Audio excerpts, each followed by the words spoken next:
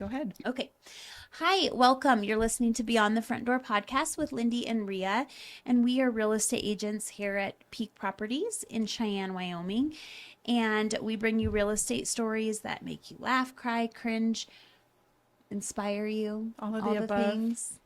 Come on in. We put the real in real estate. Yes.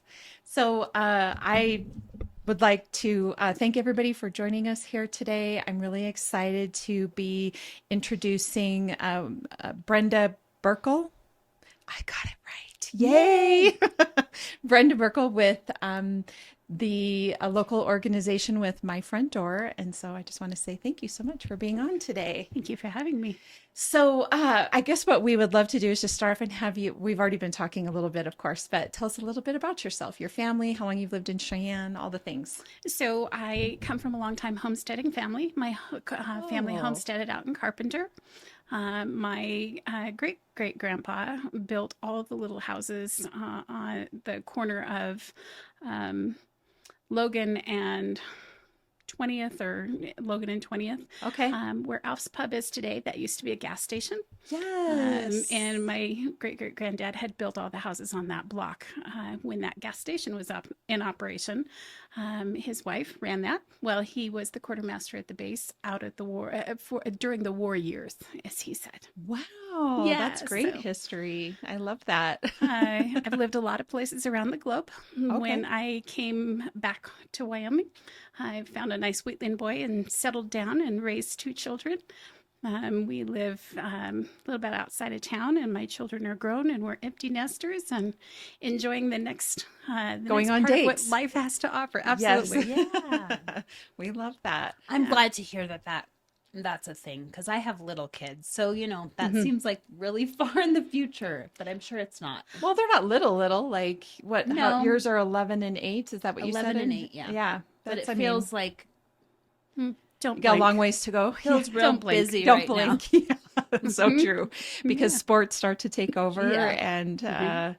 All the and all the activities. travel Yeah. and things and Recovering 4-H and FFA mom. So oh yes. So then you really were busy. And your yeah. summers were busy then Yeah, they too. were. Yes. And both of my children got their degrees in ag education or ag, and one in ag communication and one in ag business.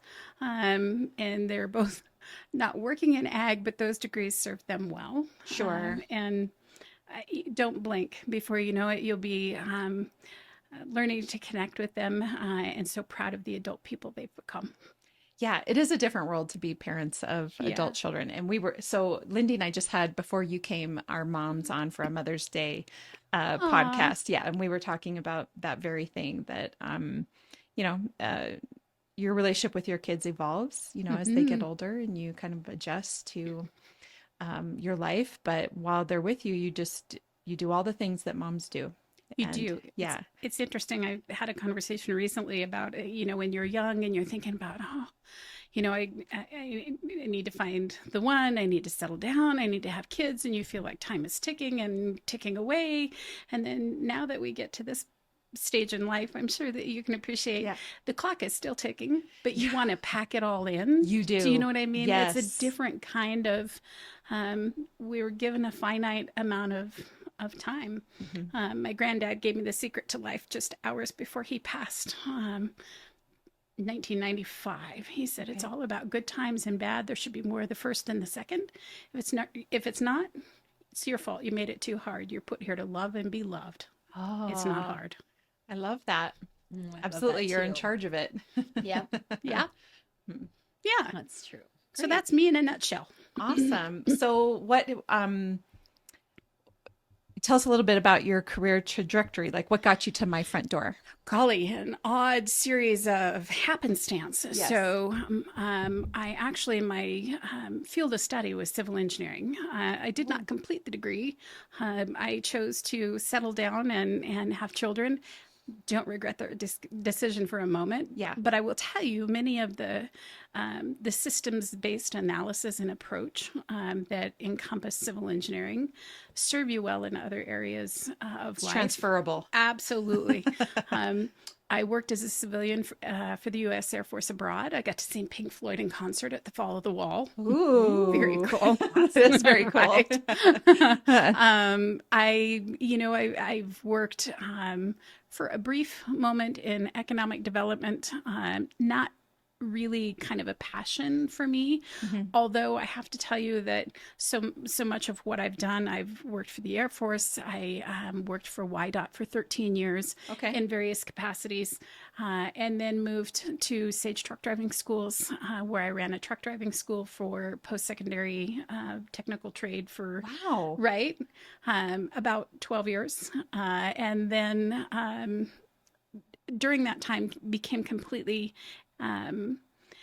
immersed in all of the things that industry does to support economic development. Went to economic development and figured very quickly that broad scope wasn't necessarily my passion, but I love having a more narrow focus, knowing that both transportation and housing are critical components They go hand in of hand. economic development, right? Yeah. And Yeah. so ultimately it led me to where I am today. And it seems like just a menagerie of skills. But honestly, a lot of what I have done for my front door is grant writing, administration, all that stuff.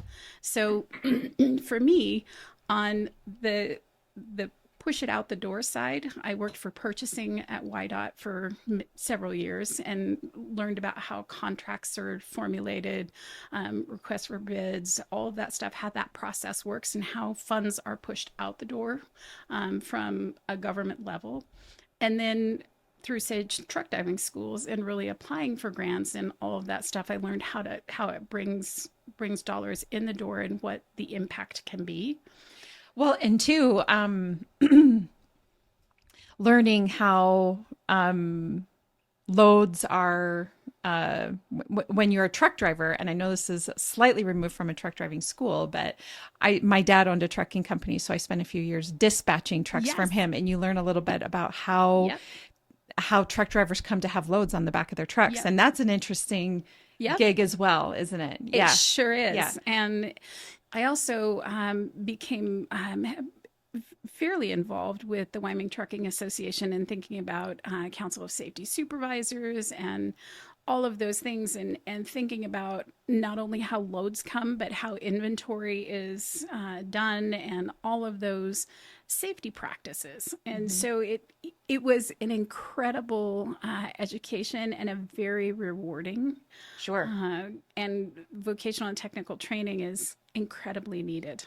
Well, and when you are learning about trucking, you're learning about the whole country just by Yes. default. Yes. You have to, because as loads are, trucks are taking loads on, they're traveling to the various states and across the country. So you learn really quick You do. about the country. And the one thing just that, and I did this back when I was 18 years old for my dad.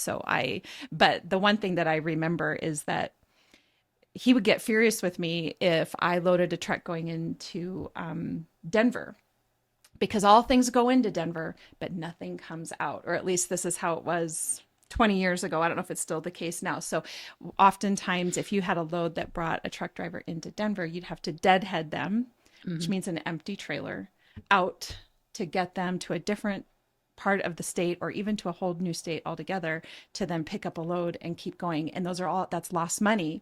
Every mile that you're driving without a load on the back of your truck is Right. lost. So Everything in the trucking industry moves by rate. Fuel Yes. rate, mileage rate, insurance rate, everything moves by rate, and what it equates to miles, minutes, and money. yes, Yep. absolutely. You learn a ton. So I'm certain that had to have just been, wow, what a really big, well-rounded journey you've been on.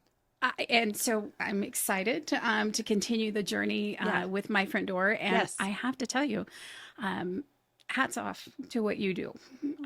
There's a lot to learn. Knowing what I know from a nonprofit developer side, I can only imagine the wealth of information that you have to sift through on a daily basis to keep yourselves up to date and apprised. So hats off to you. Thank you. Thank you. Well, so you mean like in terms of the real estate market and the housing Clients, situation, trends, clients, data, yes, Right. yep, You know, what is the Fed doing today? What are they not doing today? What are, Yes.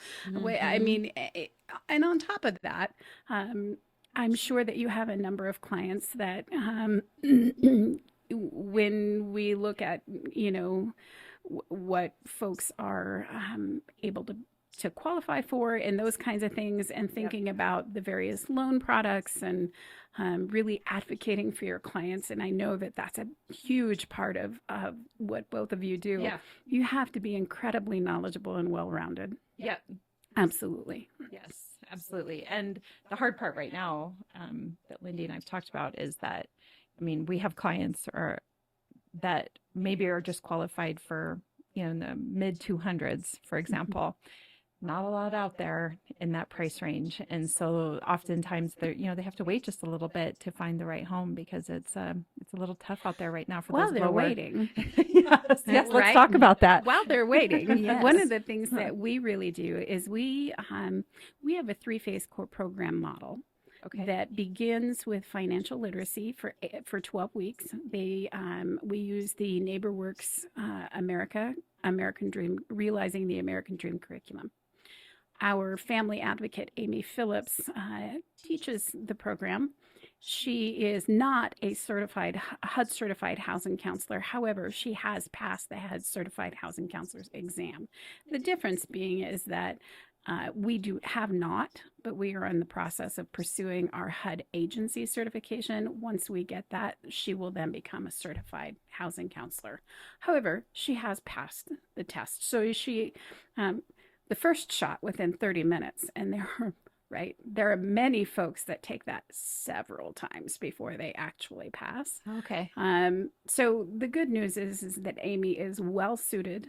Her knowledge base is there. Yep. She is amazing. Once they attend all of those classes, then they start working closely with Amy for 18 to 24 months. And during that time, they pull their credit. They make sure everything that is on that credit report is theirs. It should be there. Yeah. Yeah. And it's theirs. Mhm. And that they start thinking about, okay, what payment method do you want to start employing to pay down your revolving debt?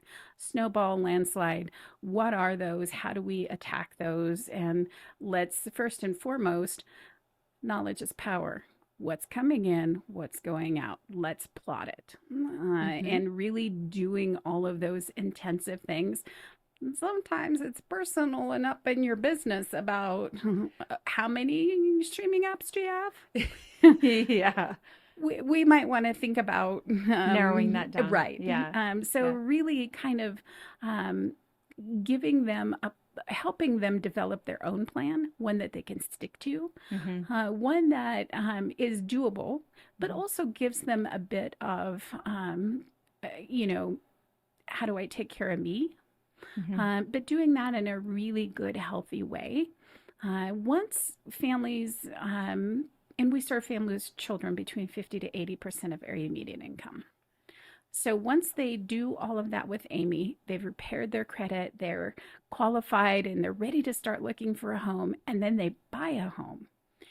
Then we work with them for the next 5 years to make sure they're successful once they've purchased a home. Oh, And so what that's does that look that's like? awesome. Yeah. Right? That's the third and final phase. And that is the phase where we permanently transition to the middle class, and it is a mental shift. Right? And Yeah. so if you didn't come from a family that happened to be homeowners, you don't know what you don't know, right? Right. And so one of the things that we work with families on is, instead of, oh Lord, what now in phase one when they come in, we get to work on, oh good, what's next? So how do we manage a long-term asset? How do we maintain or improve the value of that asset? What projects make sense? Sure to invest in. And that Yep. is something that is, I've never heard of another program that is out there that has that. A lot of, you buy a home and then Kind of on your own. everyone just kind of disappears, right? Drop you on the doorstep? Yeah. Yeah. No. Good luck with that. Hope you don't do something bad. No. Interestingly, we ask that the homeowners send those projects through Amy before they commit, to see, I don't know if investing $5,000 in acoustic black paint for every room in your house is probably a smart investment, Right. Sure. right? But replacing a worn shower would likely be a great place. investment. Right. So We really appreciate that as we're good. when you go into a house and you're like, yeah, they're like, look what we did. And you're like, oh dear, this is going to be fun to sell.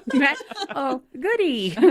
Well, and I mean, of course, that's what we hear from people that are moving from a rental into their own home, right? The first thing they want to do is paint the walls because they haven't had the option. Well, we to told do the that. story about me. Yeah, I yeah. bought my first home when I was 22. I painted the bathroom, the trim, hot pink, all the trim, the walls, light pink, like the bathroom. I don't even know. Like, Yeah. why did I do that? Now that I'm like, oh, those poor people who bought my house had to like paint over that or fix what I did. Yikes. The great news is we have some really great tricks where they can do that on a temporary basis and Yeah. not commit to paint, but think about what if you could hang fabric using liquid starch on your walls where all you have to do is wash it off Oh, and you yeah. can change it every 6 months. Yeah. Mhm.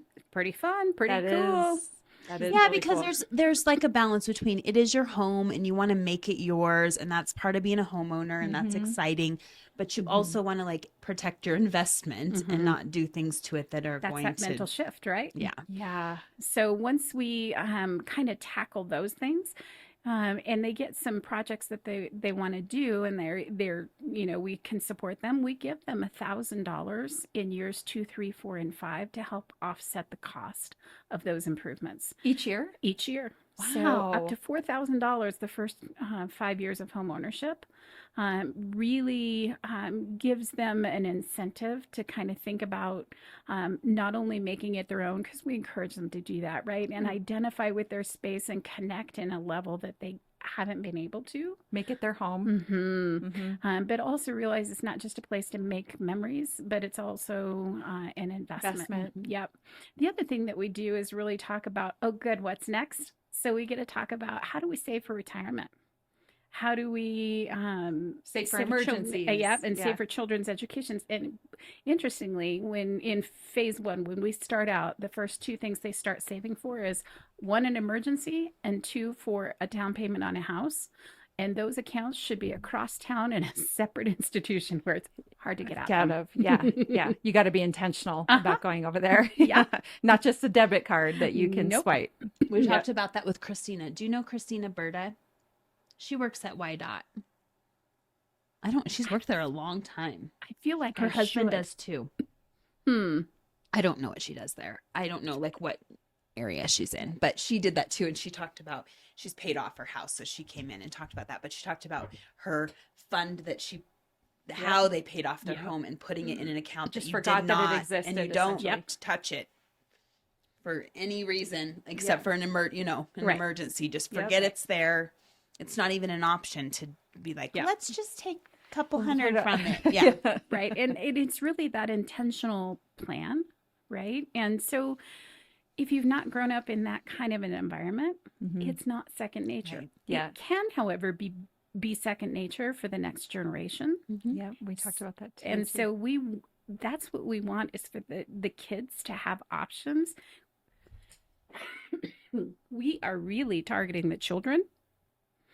We help mom and dad to make that happen, right? Sure. So building that generational wealth. Children of homeowners are more likely to grow up to be homeowners themselves. They have fewer interactions with law enforcement. They have better health outcomes over their lifetime, and they achieve higher academically. So what we do matters. Thank you, ladies. What you Yes. do matters. And what Thank you're you. doing matters. Mhm. Yes, because that culture shift, that mind shift is big. And the way that I always, so when I first started, there's the Bridges Out of Poverty, right? And our program is Yes. pulls from that. Yes. Yep. And the best way I describe it to people is most of the country lives in the middle class, right? Whether you're lower middle class, middle or upper middle class, there's a good hunk of the country that lives there. What kind of culture shift does it take to lift you from middle class to upper class? And it's a culture shift. It's a mind shift. Most people don't do it. Like, so moving from one to the other. And I even think about the people that move that do all of it, right? That move from that poverty level all the way up to upper class, and sort of jumping through those levels is huge. And is. the ability to change your mindset, and for anybody that does it, no matter which level you're jumping to, is a big Well, deal. and it's not just I won the lottery and I jumped. Yeah. You have to change your Your mindset and the way your you choices live. Yeah. and Right. yes. But pulling from that bridges out of poverty, truly, you don't know what you don't know. No, yeah, Right. we And say that that's all the Rhea's time. quote. Yeah, that's my Rhea quote. says yeah, it every episode. I do. And it's that I've thought about unwritten going back to every episode and finding her saying that, and then just making one of those things like, you don't know what you don't know. You You don't don't know what you don't know. I'm like Rhea's favorite saying. That's It's adorable. true.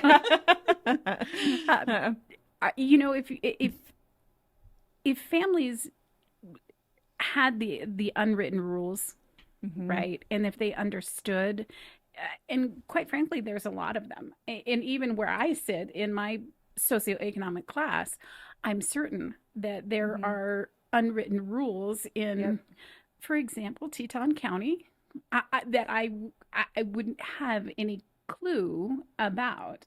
Right. Right. And I think I'm fairly situationally aware, and I cannot embarrass I tend not to walk out of the door with both feet in my mouth. Sure. I try not Well, we to. all try not to do that. Right. But I'm certain that there would be settings. I don't know that I would fare well in the White House or Buckingham Palace. Sure. I just Yeah. would not.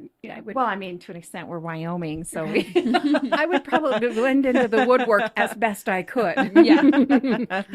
But, and I can imagine that is true for a number of folks who haven't been put in situations. It's not that they can't learn or don't understand, won't understand when presented with the information.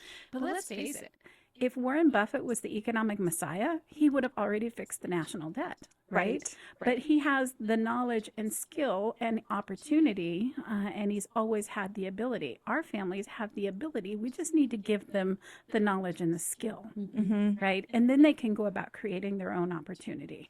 And I would add one more word to that and say courage, right? For sure. Because we all have a tendency to hang on to what's comfortable. Right? Indeed.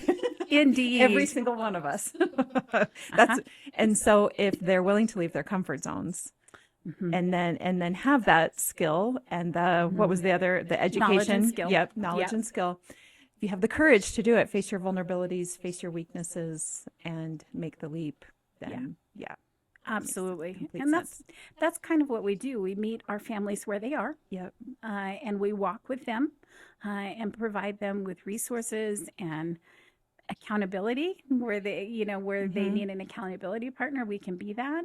But really providing them with an opportunity to create their own roadmap.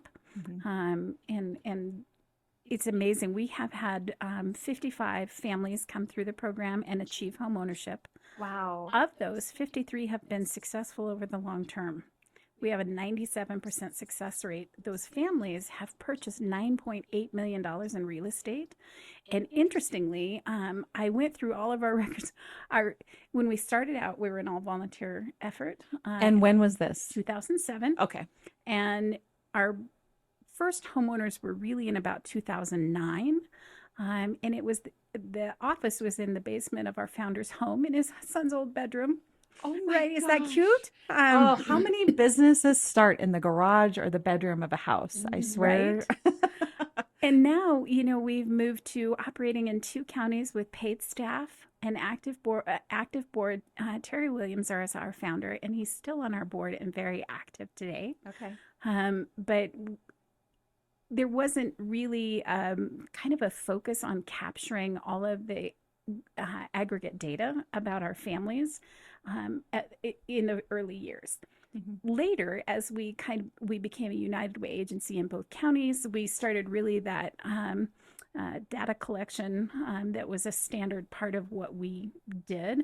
So I took on a research project and I went through all of the old board minutes. I went through all of the old family files. I went through all of everything. And those 55 homeowners that I found, I could trace who they were, when they purchased, how much they purchased for, and then I took that information over to the map server in each county and looked up the address to see who still owned it and what the tax value was. Okay. And those properties, at least 41 of the original 55 still maintain ownership of the original property. Wow. And that's a big deal because what's our number? 7 years that a typical homeowner owns their home? Yeah. It's incredible. Now, granted, that's over a period of time. Sure. So, So some folks have owned it sit in for there. a Yeah. long time.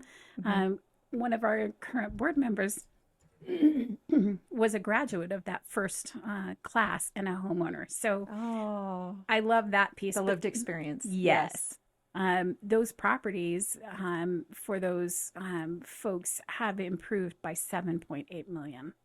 Wow. So if you think about what that means in terms of economic development with Yeah. that specific focus, it's incredible. My next kind of project is to go in and figure out how many maintenance grants that we've given, those $1,000 maintenance grants, Sure. and what that has meant to the families and the local economy. Yeah, like, and I would almost be curious, what were they typically tapping into you guys for? Like, what types of repairs? And again, I think we're gonna have my guess is up until about 2014 when we had a paid staff, we may not have all of that data, Sure. but we can get a good impression.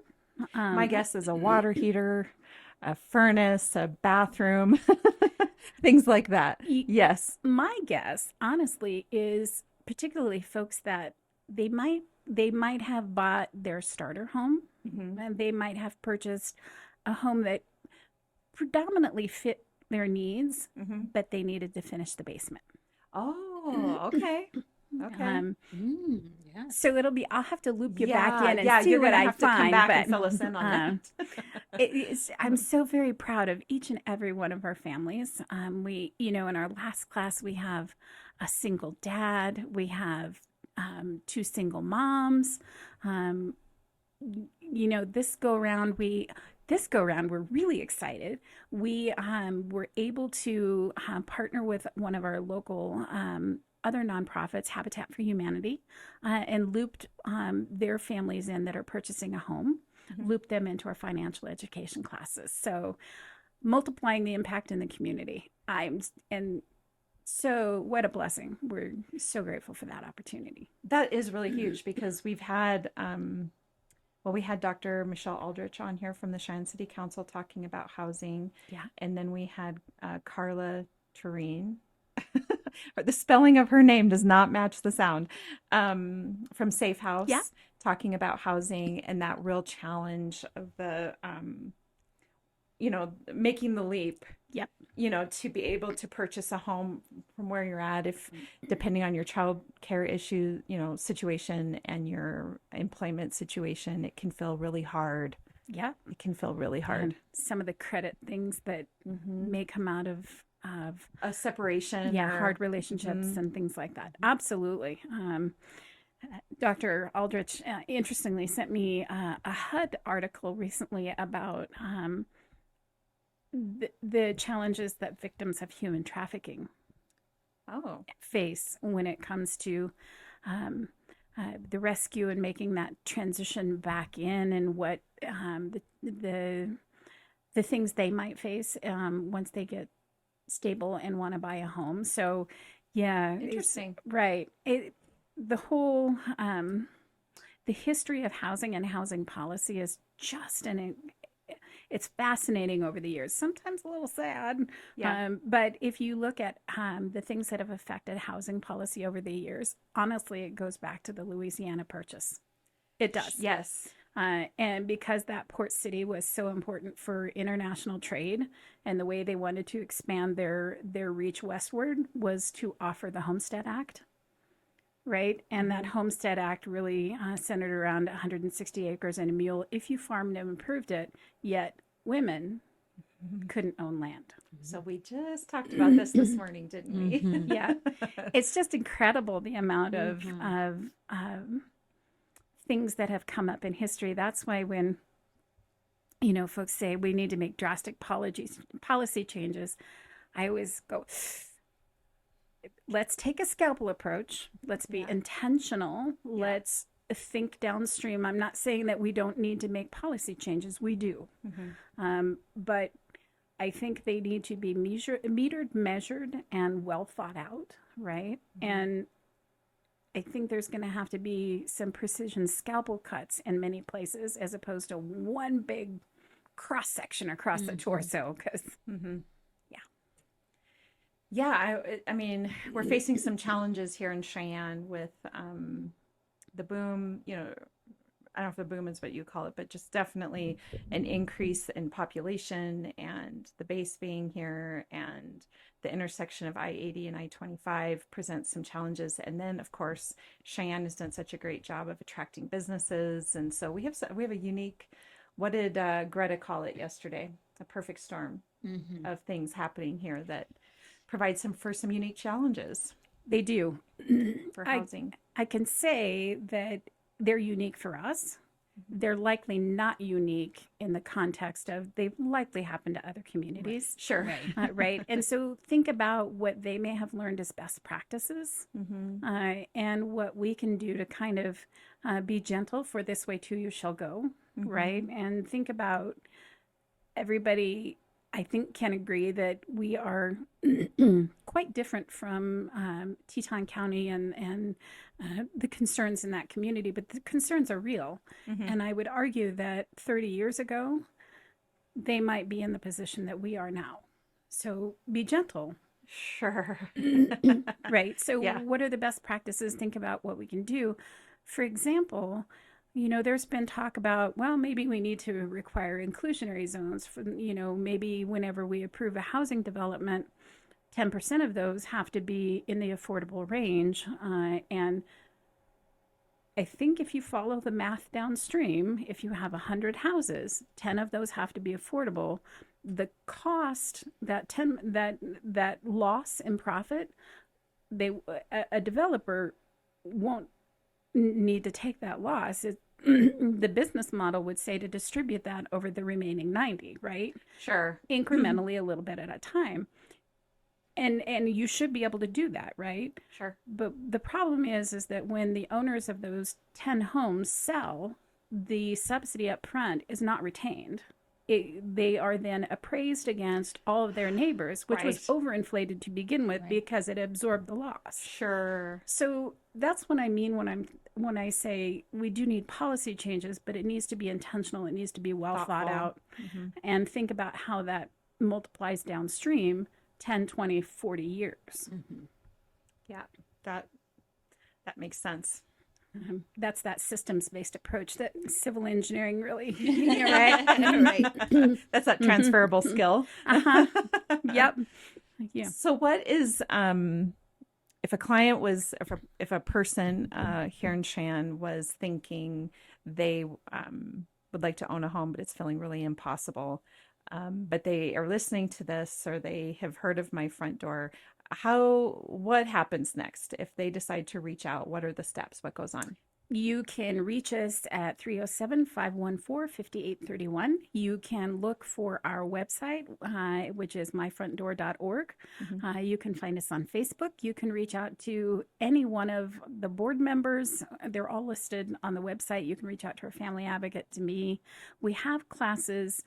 We had more demand than we thought we would for spring classes. Those are almost complete, but we will likely be starting a fall class. Okay. Generally speaking, we hold one class of 10 families in each county each year, and we serve Albany and Laramie counties. Okay. So we kind of cap that at 10. The process is really making sure you qualify, that you would qualify as a first-time home buyer, that you have children, and that you are income qualified. So that's my next question was the eligibility requirements. Yeah. So say that one more time. So they have to have a job. They are Wyoming working families. Wyoming working family, have children. Yeah. And what was the third thing? That they would qualify as a first-time home buyer. Okay. Yeah. Okay. I got you. Very interesting. And so they get a hold of you, and then they attend a class. They do. And then that's what gets them rolling in the program. And then what's their time commitment to the program? Like, what does that look like? You bet. So while they're in class, we provide meals. Wonderful. Well, of course, food. Right. Breaking bread is always. I don't know about you, but I need food wherever I'm at. Right. Generally speaking, they're on Wednesday nights, unless we have a class for whom Wednesday just doesn't fit. Then we can certainly be flexible. But historically, they're Wednesday night, 5 to 7:30. We eat lunch from 5, or eat dinner from 5 to 5:30, and then 5:30 to 7:30 is classes. And then once they complete that portion, Amy begins scheduling individual sessions that work for their schedule. Okay. Where they start meeting with Amy on a quarterly basis. Okay. For those 18 to 24 months. Once they get to that, where they're really getting pre-qualified and they're really shopping for a home, they're selecting their realtor and all of that stuff, then they typically need to meet with Amy a little bit more than quarterly. Sure. And we can, whatever it takes. She is their advocate. She goes through the closing disclosure with them. She goes through everything with them. She attends closing with them. I love that. So really, it's that kind of walk alongside, right? And that's what we do. Lindee and I have talked about this a lot. I'm a firm believer in accountability partners and mentors. Yes. Coaches. Yes. And everybody in any aspect of life, anybody that is growing probably has a mentor hovering around somewhere nearby and an accountability partner. Right. For me, it's several. Yeah. For me, my big one is exercise, and health. Right. Like that accountability. I can be accountable in a lot of other areas in my life, but for whatever reason, that's the one I need somebody, around me. Because it requires that you focus on self. And I think as women, we feel a little bit guilty about that. Probably. Yeah, exactly. It is. So, and I think, as we've had guests on here, they've talked about mentors and, whether they're starting a business or making some major life change. And that's really what our podcast is about making a jump, making a leap from one aspect of your life to another aspect of your life. So it sounds like what you're talking about is that your clients are developing their own jump stories, but they're doing it with your program to help them through it. And for anybody that's listening, that's not unusual. A lot of times when people are making a big jump, everybody needs to have somebody that, and they can do it. Yes, they absolutely can do it. Yes. Yeah. We've got 55 families that said when they started out, I can't do this. Because it's overwhelming. It's a lot. And I feel like there are a lot of people who just go, okay, what do I do? And they just sign stuff and don't really know what they're doing. So I didn't realize it when I bought a house. I kind of followed the program before I knew there was a program. But when we bought our first house, we went through WCDA. So you have to take the class. Yeah. And I was that girl that asked for all the closing paperwork beforehand. And I read it. And I now know what curtsy and dower are, just so you know. Right? But I was that girl. And, knowledge really is power. And you can do it. And it boils down to if you question your ability, for me, it's always you're not really questioning your ability. You're questioning whether you have all of the information to make the right decision. So don't be afraid to reach out and say, I'd like that closing paperwork ahead of time. Yeah, or ask a question instead of thinking, I don't want to ask that because they'll think I'm stupid or that's a dumb question. There are no dumb questions in real estate. No. Well, and the one thing, and this is on my health journey, the one thing, and I'm assuming this would translate over into what you're talking about, when you have to make major life changes, sometimes you're just making substitutions. You're not necessarily making a big life change. So for example, I'm just going to give an example. I used to eat this one kind of morning breakfast bar. My health coach is like, let's just swap that breakfast bar for this breakfast bar. So I still had the same routine of eating that breakfast bar with my yogurt and my fruit, but I just changed the bar. And so it really was not a change to my life per se. It was just a substitution. And I'm assuming the same thing happens when people are going through the process to save for a home. It's not necessarily always that you are changing something, as you are just, and not saying that you aren't changing some things, but I'm assuming there's some things where it's just a substitution. It's just a slight Instead pivot. of do this, you're going to try to do this. Yeah. Absolutely. So, for example, instead of Starbucks every morning, right? Maybe we save that for a weekend treat. And if you want your bougie coffee, right? Let's think about maybe we get the whole beans in the grinder. Yes. And do that every weekday, and you can make Yes. a whole A lot of coffee yeah. for for the price of one coffee. Yeah. Yeah. and so thinking about all of those small substitutions Yes.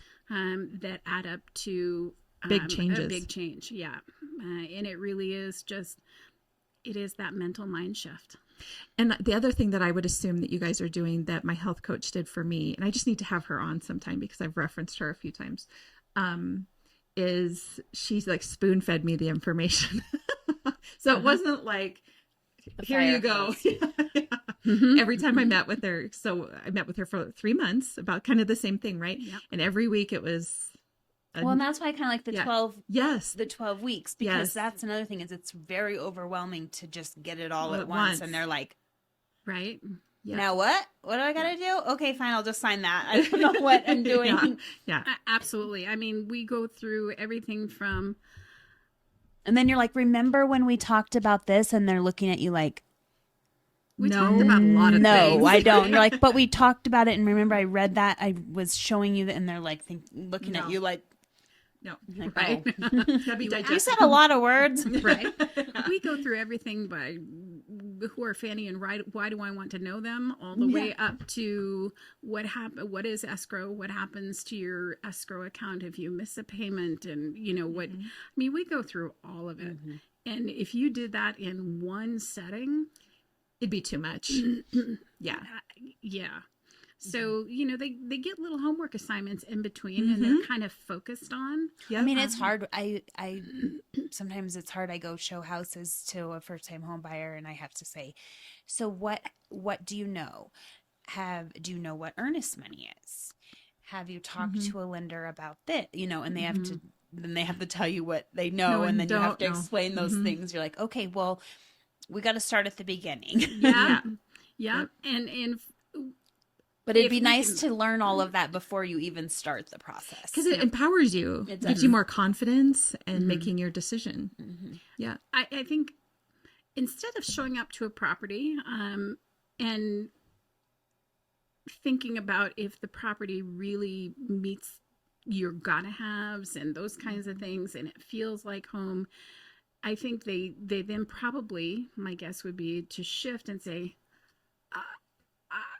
I don't know if they can truly analyze, you know what I mean, evaluate the home for being a because good they're fit. more concerned about, do you know how much closing costs you're going to have to, they can't even focus on the home so much Right. as like all this other stuff over here. Yep.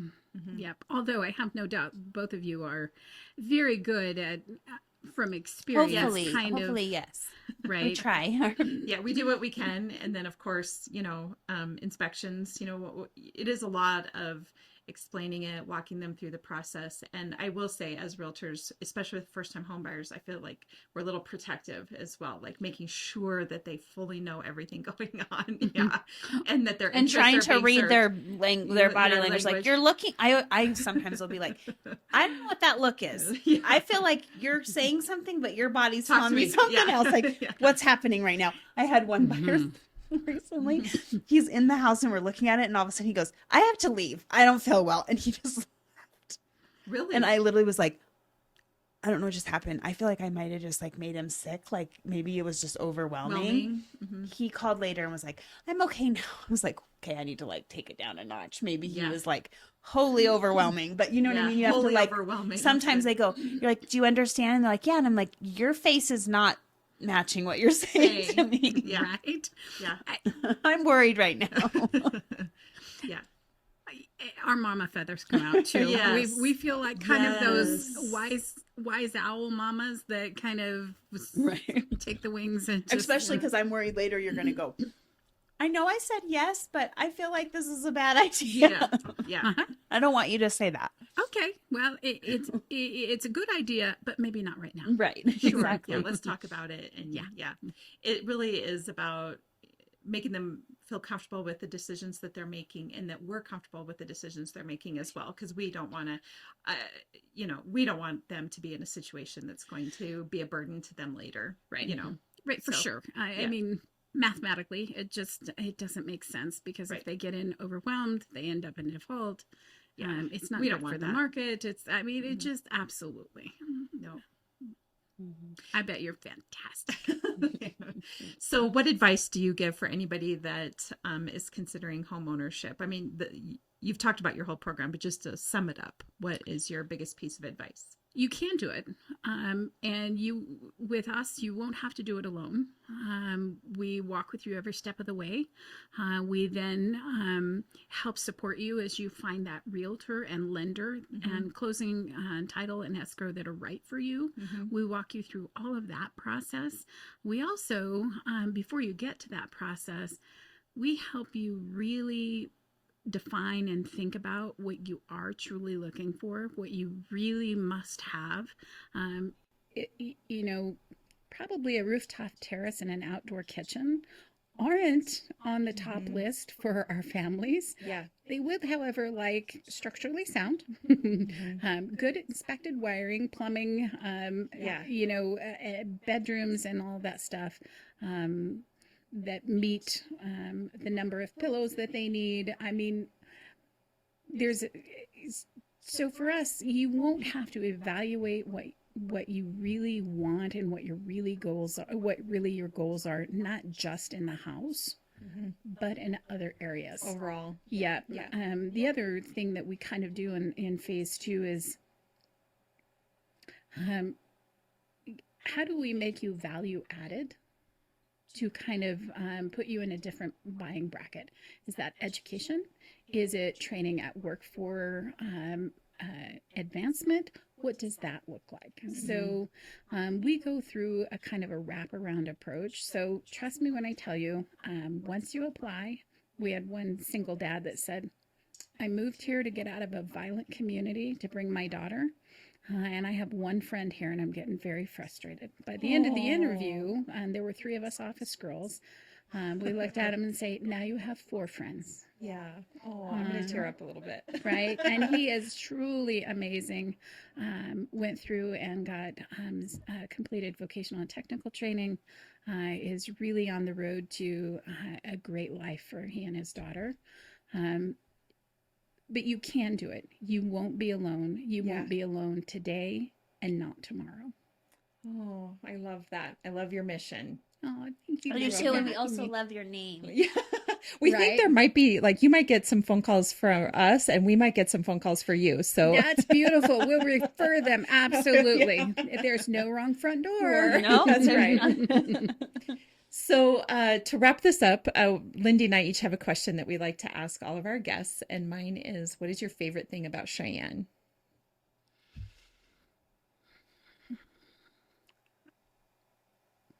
Profound connection. Connection to the land, connection to the people, connection to all things that draw us together, both what's driving us forward and also the traditions and history of our past. It's a profound connection for me. Oh, that's a Ooh, great I love answer. Yeah. And then my question is, if you could buy real estate anywhere in the world and money is not no object, where would it be and why?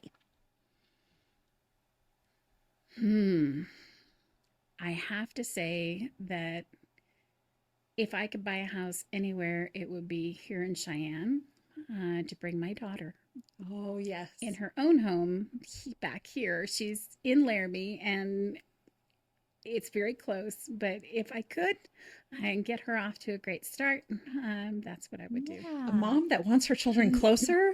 What an unheard of, Right? Yeah. Although I'm in on her the own same home, because mission. I'm dating, you know. I live next door to my mom. Love it. The house went for sale. She said, she went over and was like, is my daughter will buy this house, basically. And I was I like, love your and mama. then she called me and was like, get over here. You're buying this house. And I was like, I'm not moving. She's like, you are. Yeah, you are. Love your mama. And then, Yes. and then my husband was like, really? And then he saw it and he was like, okay, well, I guess we'll move over here.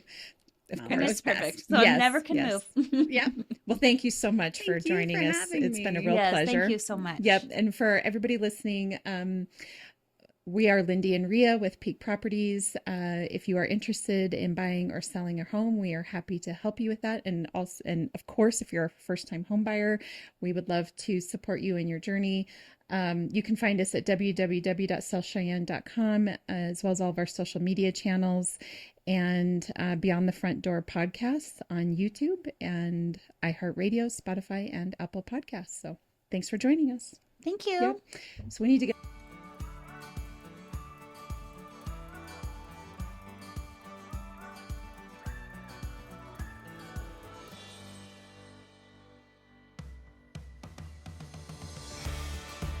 Whether you plan to buy, sell, or invest in southeastern Wyoming, turn to Peak Properties. Family and veteran owned and operated, we work diligently for you. Unlike other larger companies, we take time to learn about you, understand your specific real estate needs, and remain easily accessible if you have any questions. Being a veteran and family-owned and operated company means a high level of commitment, trust, and loyalty. Our family culture sets us apart.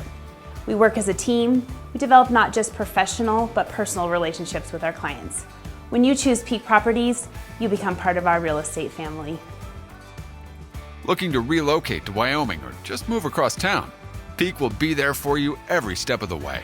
Recognized for excellence and dedication in the real estate profession, we're proud to be one of the most trusted and knowledgeable names in our industry. Let Peak help you find your dream home or investment property today.